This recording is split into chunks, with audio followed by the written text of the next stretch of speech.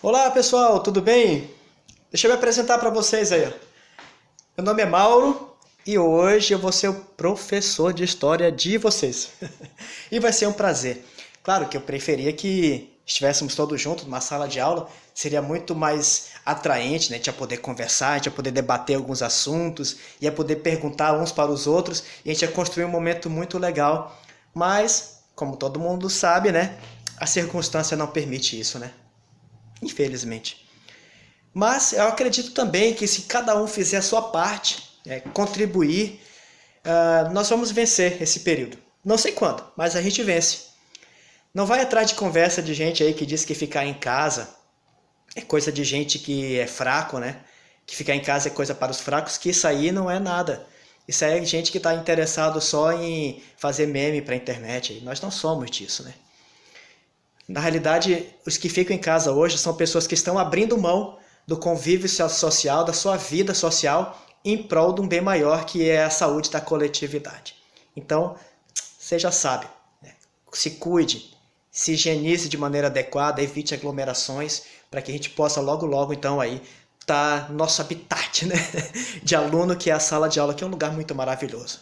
É ou não é? Acredito que você concordou comigo aí. Amados, vamos para a nossa aula. Antes de começar, eu queria indicar para você um livro. Aliás, um livro muito interessante demais. Esse livro aqui, eu já li e estou pensando em ler de novo, e de novo, e de novo.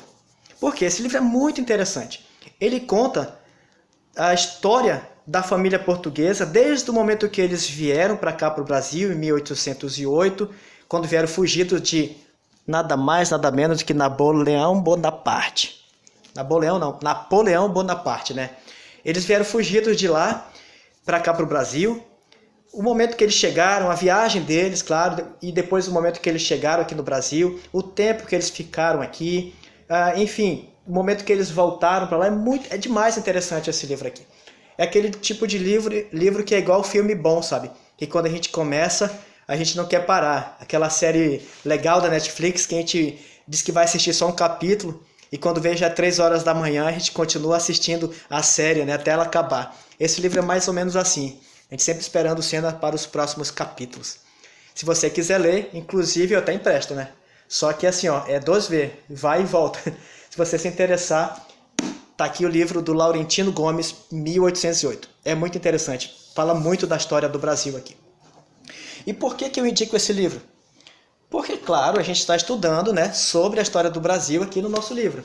Estamos numa parte em que fala diretamente da nossa história. Acredito que você tem seu livrinho aí, né?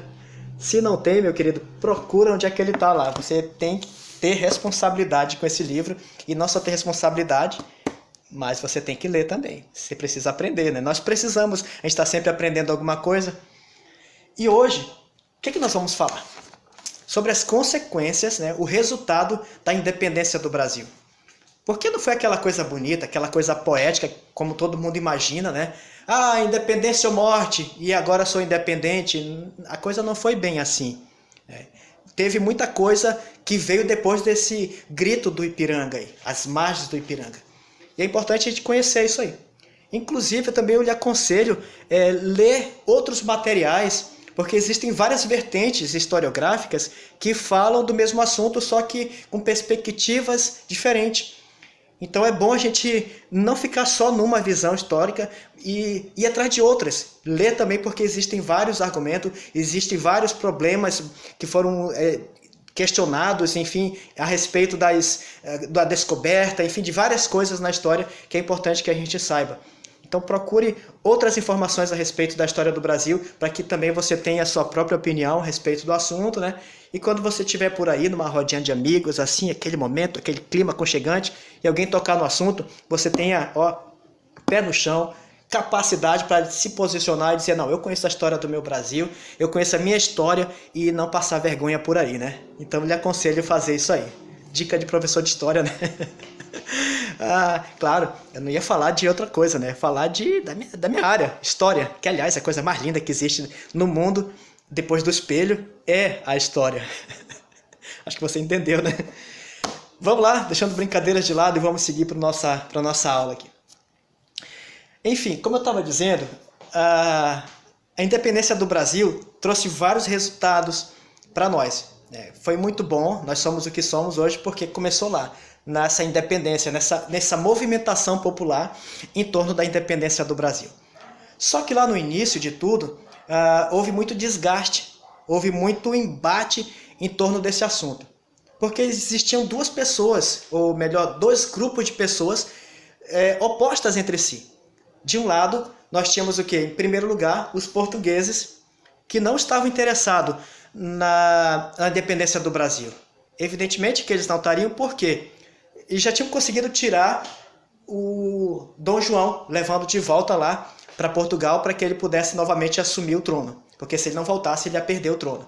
E eles queriam também tirar agora Dom Pedro daqui, porque tirando Dom Pedro daqui, o que ia acontecer? Nós voltaríamos a ser apenas colônia de Portugal, colônia de extração, só que uma extração diferente. Quem sabe nós estaríamos pagando tributo, pagando imposto para eles, enfim, estaríamos enriquecendo os cofres deles, enquanto que aqui nós temos muitas necessidades. Só que aqui dentro do Brasil também tinha, não era só lá. Aqui tinha muita gente que tinha interesse em que o Brasil continuasse subordinado. Tinha os imperiais que estavam aqui, portugueses que ficaram no Brasil, e não só portugueses, mas tinha também brasileiros que estavam interessados em que o Brasil continuasse como colônia de Portugal, subordinada a Portugal. E entre eles estavam lá funcionários do alto escalão do governo. Tá, gente? Eu não estou falando aqui de funcionário público daqui de base, né? Eu sou funcionário público, só que eu estou falando do meu ponto de vista aqui, funcionário, né, da base do funcionalismo público. Naquela ocasião, não era funcionário da base do funcionalismo público que tem que fazer das tripas coração para estar trabalhando, não é isso não, tá?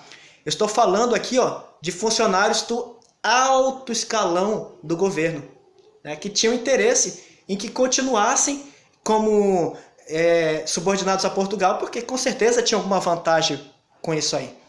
Então começou esse desgaste, esse embate, porque era uma ruptura agora entre o Brasil e Portugal. E isso gerou muitas manifestações populares em vários lugares do país, no Pará, lá na Bahia, lá no Piauí. Teve vários lugares onde o povo se movimentou em torno da independência porque queriam se consolidar como nação, né? Queriam lutar para que continuassem sendo brasileiros.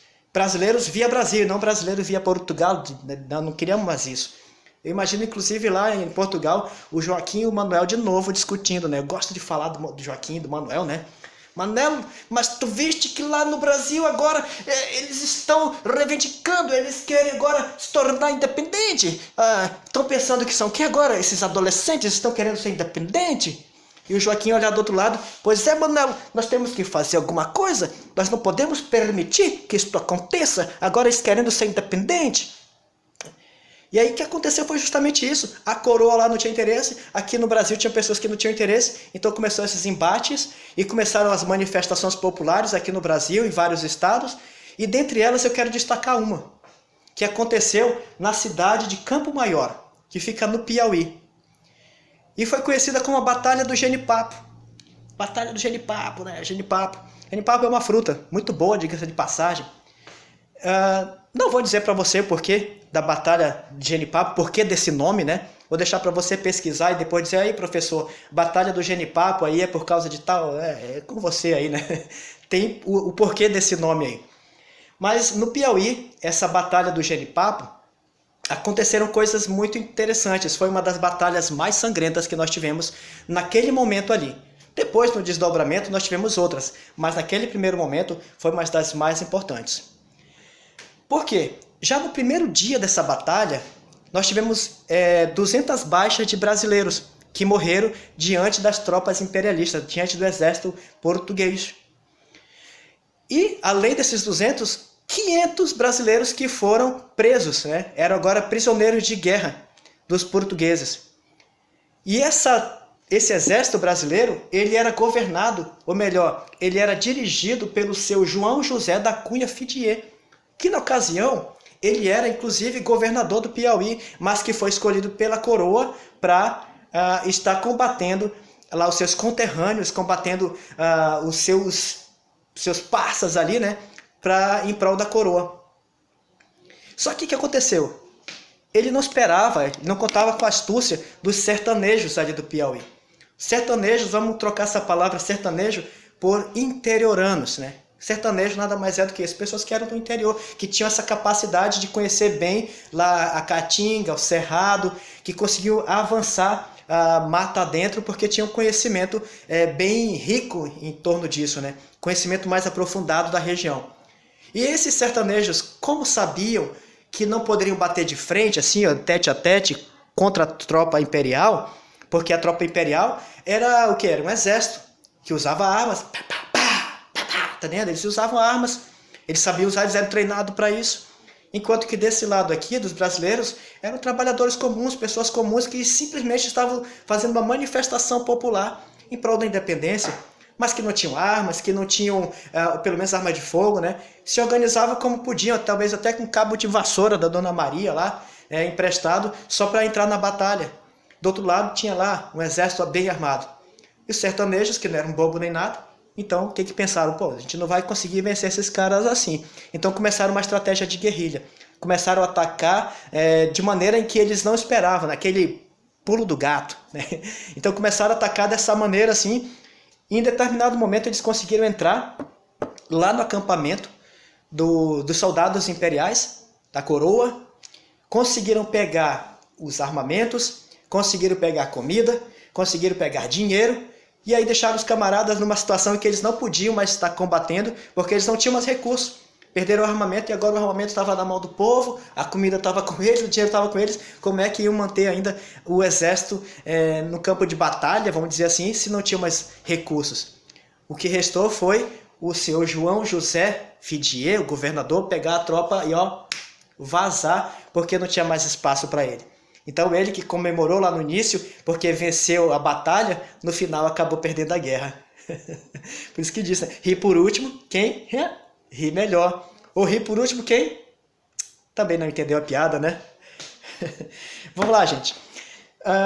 Depois disso, vamos dar ênfase também, destaque, para outro desgaste muito contundente que nós tivemos na época, que foi a nossa Assembleia Constituinte. O que foi a Assembleia Constituinte?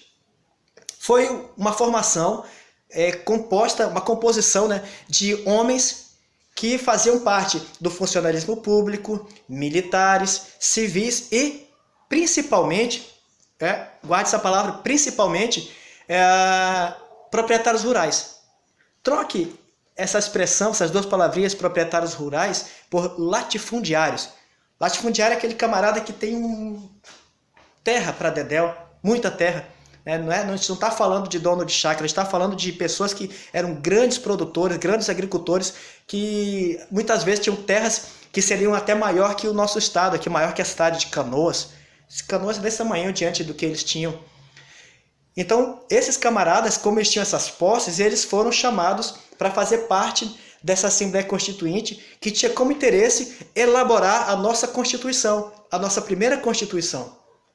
Aliás, deixa eu dar um pause aqui, Pause. Constituição. Você sabia que nós temos a nossa Constituição aqui no Brasil? Aliás, é importante você procurar a sua Constituição e ler.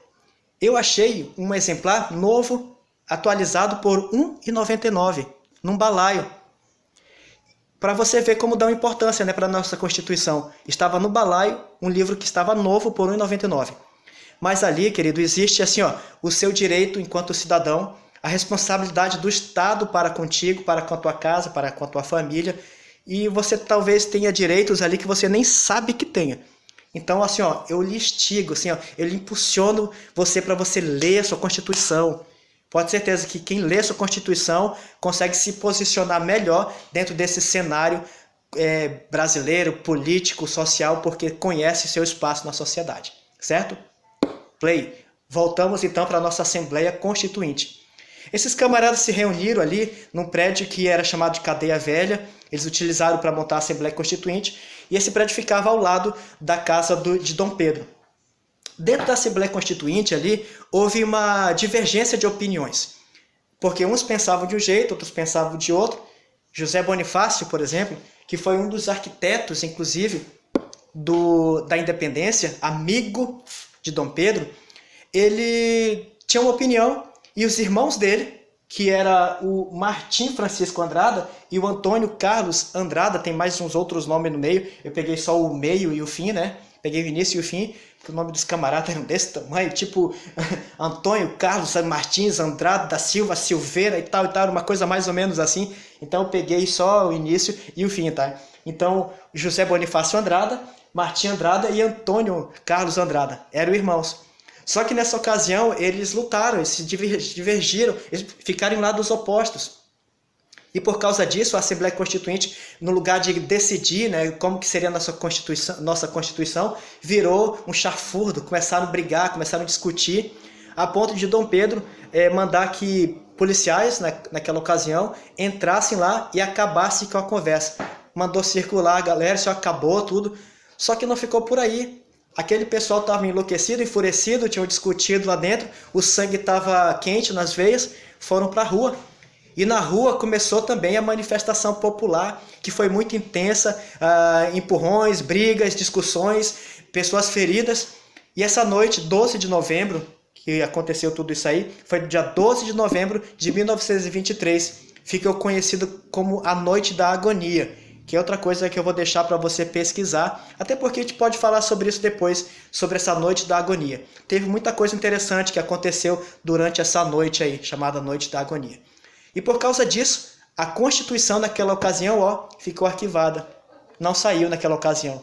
Ela só foi sair um bom tempo depois, porque o Dom Pedro chamou algumas pessoas sábias, algumas pessoas que ele entendeu que poderia montar a Constituição com ele, foi lá às escuras, eu posso dizer assim, foram às escuras e montou a nossa primeira Constituição. Não é a primeira vez aliás, não é a única vez que aconteceu isso no Brasil, né? É muito comum, às vezes, nossos políticos, por exemplo, tomar decisões às escuras e quando você vê, quando abre os olhos de manhã, já tem uma norma, já tem uma lei, já tem alguma coisa que aconteceu na sua vida que você nem sabia, mas que agora vai ter que cumprir, vai ter que arcar com as consequências, né? Então isso aí já vem de lá, a nossa herança. Lá, o Dom Pedro já pegou algumas pessoas às escuras e montou, então, a nossa primeira Constituição. Que coisa tremenda, né? Mas nós ficamos por aqui. Em outra ocasião a gente volta a falar de novo sobre essas coisas. Quem sabe falando também de um outro ponto de vista histórico, que é muito legal também te discutir sobre isso. Espero que você tenha gostado e que tenha aprendido alguma coisa e que tenha sido instigado a ir um pouco mais além, tá bom? Até mais, beijo no coração e um abraço. Até mais!